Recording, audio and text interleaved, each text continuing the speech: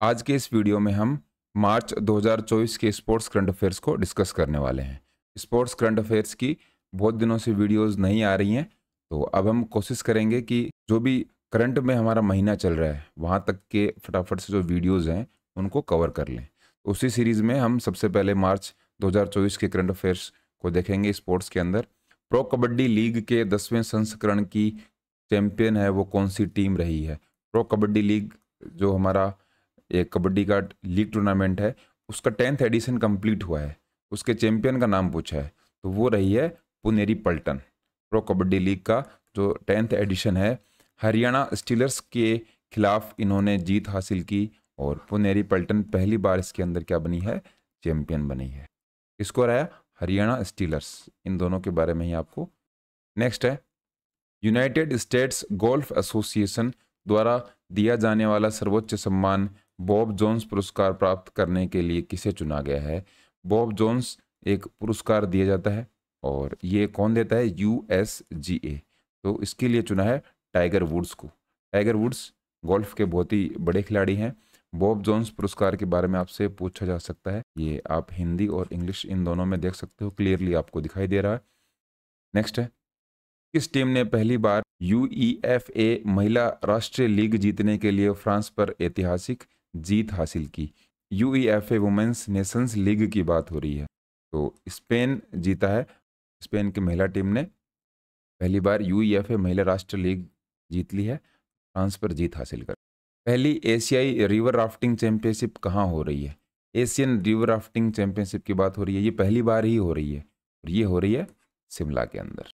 पहली एशियाई river rafting championship का जो केंद्र है या फिर शिमला के अंदर इसका आयोजन 4 से 9 मार्च 2024 के बीच में गया। अगर आपको नदी पूछें तो सतलज नदी पर इसका आयोजन किया गया। इतना डीप में नहीं पूछेंगे, लेकिन फिर भी आपको शिमला तो एटलीस्ट ध्यान में रखना ही है। हाल ही में किस भारतीय बैडमिंटन खिलाड़ी ने संन्यास की घोषणा कर दी है। बैडमिंटन के हमारे प्लेयर रहे हैं, उन्होंने संन्यास की घोषणा की है, तो वो है हमारी बी साई प्रणीत। इन्होंने संन्यास की घोषणा कर दी है और ये भारतीय बैडमिंटन खिलाड़ी 2010 विश्व जूनियर बैडमिंटन चैंपियनशिप में कांस्य पदक इन्होंने जीता था। तो आपसे तो इनका गेम ही पूछा जा सकता है, बी साई प्रणीत का खेल कौन सा है। खेल विभाग के सहयोग से किस सरकारी विभाग ने भारत में एथलीटों के लिए भर्ती, पदोन्नति और प्रोत्साहन तंत्र में महत्वपूर्ण सुधार पेश किए हैं। Recruitment promotion incentive mechanism for athletes in India, तो ये किए हैं कार्मिक और प्रशिक्षण विभाग, department of personnel and training, DOPT ने ये किया है। खिलाड़ी जो हमारे होते हैं या फिर हमारे जो एथलीट्स होते हैं उनके लिए ये सब किया गया है, ध्यान में रखो।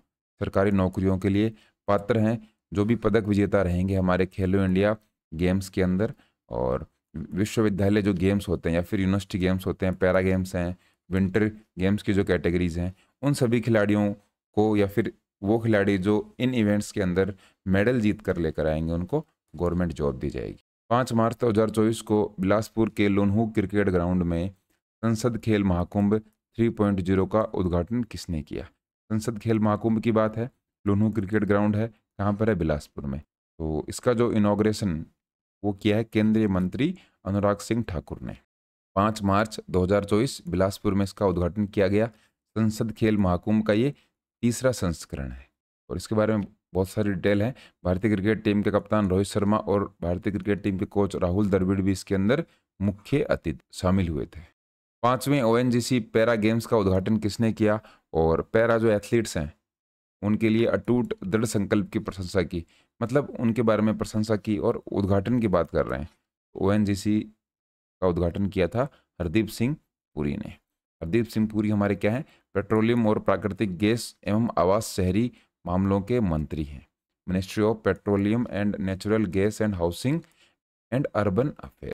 भारतीय पैरालंपिक समिति जिसको हम PCI बोलते हैं, इसके नए अध्यक्ष के रूप में किसे चुना गया है, तो वो हमारे हैं देवेंद्र झाझड़िया। ए इसके अंदर हमारा करेक्ट आंसर है। 2 बार के पैरालंपिक गोल्ड मेडलिस्ट हैं हमारे देवेंद्र झाझड़िया और PCI का नया अध्यक्ष इनको चुना गया है। कौन सी कैटेगरी में खेलते हैं ये भी आपसे पूछा जा सकता है, तो F46 जो श्रेणी है, जो कैटेगरी है, उसके अंदर ये खेलते हैं। 2016 और 2004 का जो एथेंस का ओलंपिक था उसके अंदर इन्होंने गोल्ड मेडल जीता था।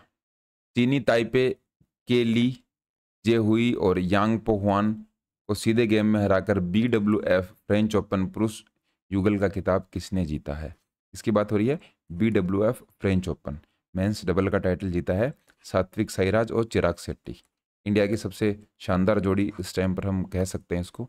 इन्होंने BWF फ्रेंच ओपन टूर्नामेंट अपने नाम किया है और ऐसा करने वाले इंडिया के लिए पहले हैं। दुनिया के नंबर 1 पुरुष युगल ये जोड़ी हमारी है।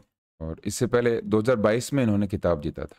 2022 में पहले खिताब जीतने के बाद यह है उनका दूसरा फ्रेंच ओपन। केंद्रीय युवा मामले और खेल मंत्री ने चंडीगढ़ में कीर्ति नामक एक अद्वितीय प्रतिभा खोज कार्यक्रम का उद्घाटन किया। कीर्ति की बात हो रही है यहाँ, हमसे क्या पूछा गया? कीर्ति की फुल फॉर्म पूछिए। वो है खेलो India rising talent identification. Anurag Singh Thakur ने चंडीगढ़ में कीर्ति, इसका फुल फॉर्म आपको पता होने चाहिए। कीर्ति इंडिया राइजिंग टैलेंट, इसके अंदर क्या होगा? 9 से 18 वर्ष की आयु के बीच के जो प्रतिभाशाली एथलीट हैं उनकी पहचान करने के लिए है, उनको रिकॉग्नाइज किया जाएगा। और जब उनकी पहचान हम कर लेंगे तो उससे क्या करेंगे? हम प्रतिभा की पहचान करने के लिए पूरे वर्ष में 20 लाख मूल्यांकन हम करेंगे। टैलेंट असेसमेंट हम सेंटर खोलने वाले हैं और इसमें हम पता लगाएंगे कि कौन हमारे अच्छे खिलाड़ी सामने निकल कर आते हैं। मुंबई के वानखेड़े स्टेडियम में रणजी ट्रॉफी 2024 का फाइनल किस टीम ने जीता? मोस्ट क्वेश्चन है, 2024 की रणजी चैंपियन के बारे में पूछा है। वानखेड़े स्टेडियम में हुआ था और मुंबई ने इस फाइनल को जीता है। किसको हराया? विदर्भ को 169 रनों से हराकर ये 2024 का टाइटल अपने नाम कर लिया। 42वां रणजी ट्रॉफी खिताब था और मुंबई इस खिताब को जीतने वाली सबसे बेस्ट टीम रही है, या फिर सबसे ज़्यादा बार रणजी ट्रॉफी की चैंपियन मुंबई ही रही है। 8 साल तक इस खिताब पर मुंबई का कब्जा नहीं हो पाया था, लेकिन 8 साल बाद वापस मुंबई ने इस ट्रॉफी को अपने नाम कर लिया है। और विदर्भ की अगर बात करें तो लास्ट के जो 2 सीजन थे रणजी ट्रॉफी के, वो दोनों विदर्भ ने ही जीते थे, लेकिन अब की बार वो तीसरी बार नहीं जीत पाए। डेनियल मदेवदेव को हराकर इंडियन वेल्स ATP टूर्नामेंट का फाइनल किसने जीता? डेनियल मदेवदेव को हराया ATP टूर्नामेंट में, तो ये फाइनल जीता कार्लोस अल्काराज ने।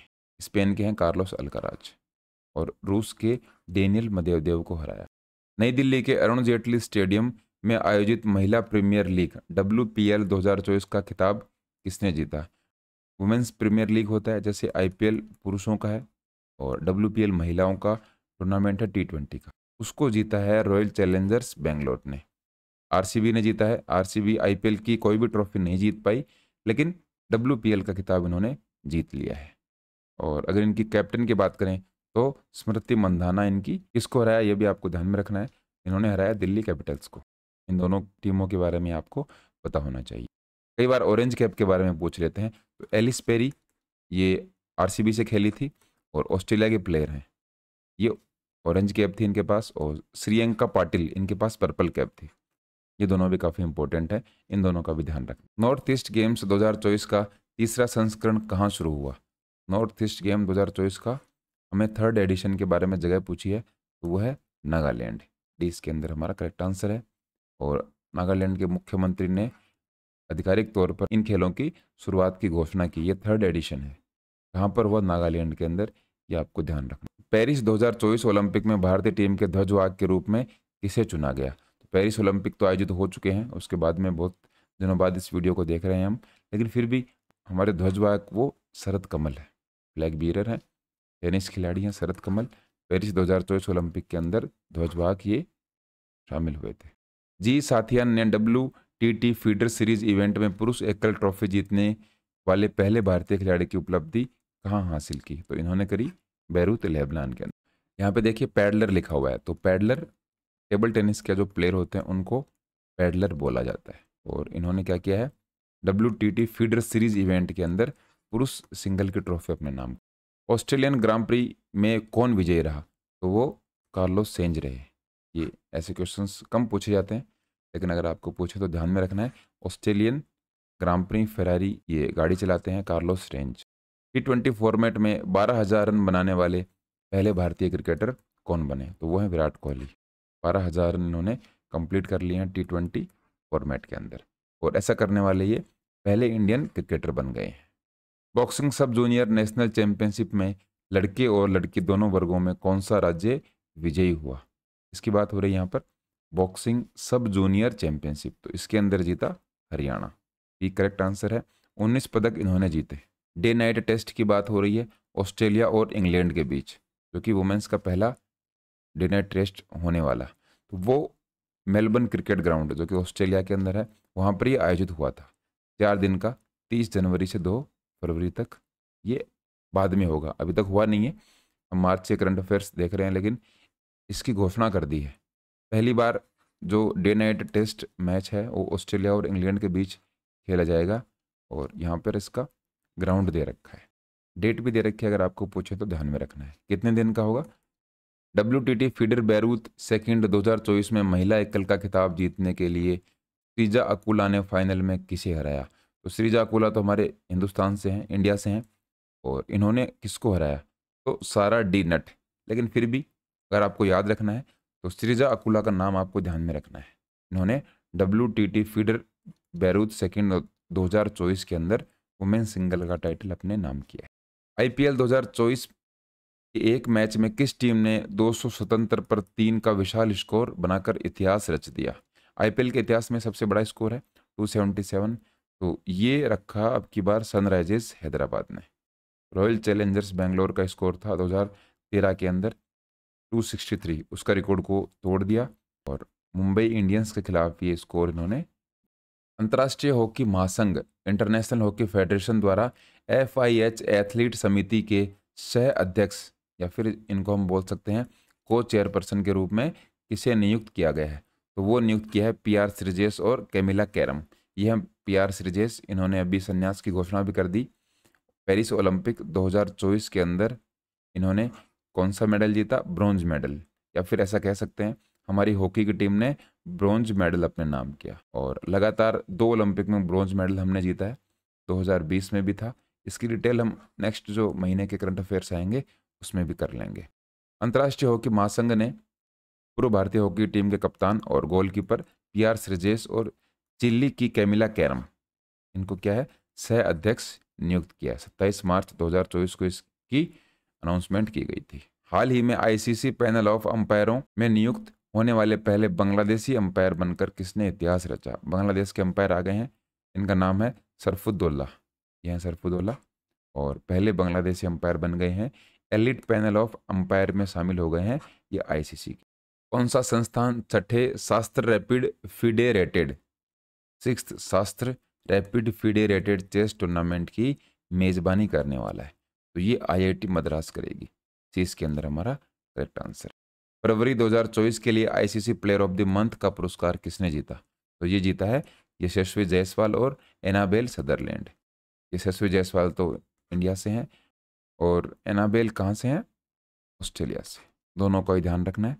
और ये आपके सामने पूरी लिस्ट है, पिछले कुछ महीनों की हम आपके सामने लिस्ट दिखाते हैं ताकि आपके लिए इजी हो जाए कि पिछले जो महीनों में ICC player of the month रहे हैं वो कौन कौन रहे हैं।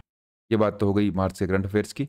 इसके साथ साथ एक और डिटेल आपको बता देते हैं कि अब से जो करंट अफेयर्स के PDF हैं वो आपको टेलीग्राम चैनल पर मिलेंगे, स्पोर्ट्स इंजीनियर नाम से। इसके लिए आपको अलग से चार्ज नहीं करना पड़ेगा, आपके लिए हम फ्री PDF प्रोवाइड करवाने वाले हैं। स्पोर्ट्स इंजीनियर टेलीग्राम चैनल अगर आपने ज्वाइन नहीं किया है तो उसको आप ज्वाइन जरूर कर लीजिए। फिलहाल इस वीडियो में इतना ही।